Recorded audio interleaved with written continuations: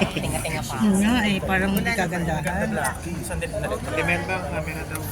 Lipat na lang tayo. Iwalay na lang. Iwalay ka doon ka sa kabila. Doon ako? Okay, payag. Sino? Go to men. Ay, wait, Okay. patay mo. Ay, okay ka na kaya? Share lang syempre, no, yung fondest memories mo kay Mother Lily. Wow.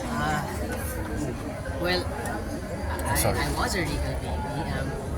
Kasi after Eat Bulaga, siya agad yung nagbigay ng break ko sa movie industry. Sa kanya yung first film ko, Wake Up Little Susie. Halos lahat ng ginawa kong pelikula actually.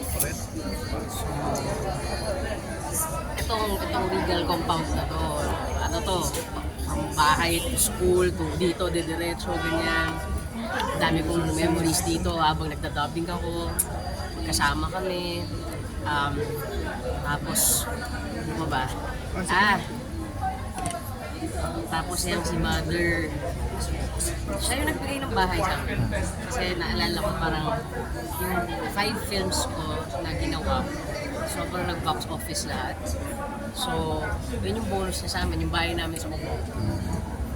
Sold it na, pero tagal din namin ito meron doon ng family. Thank you, Ice. Ano yung mga advice? May mga naalala ka ba ng bata ka sa kanya? Kay Mother, hindi mo kakalimutan? Advice, it's how she lived. Alam mo yun, kumbaga, si Mother, ano siya eh, she's a character. Di ba? She was a character talaga na. Pero, ang pinakamatatandaan ko sa kanya, kapag inalagaan ka niya, alagaan ka niya talaga ng alam mo yun, she'll make sure na feel love, alam mo yun. And I felt that. Dito na yung memories dito sa gilid. Hindi ko ito kay Ate Rosel kanina. Isa mga hindi ko makakalimutan ng bata ako. Hindi ako makainom ng soft drinks. Kasi kulay black naman. Yan ang black. Bawal ako uminom ng Coke. Talaga? Bawal ka mo. Black yan.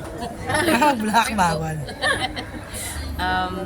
Pero yan, so nakakatuwa lang kasi talagang yung passion niya. Di ba? Kumbaga, di ba, kahit anong gawin natin talagang yung pagmamahal niya sa pelikula, hindi yun matatawaran. Okay.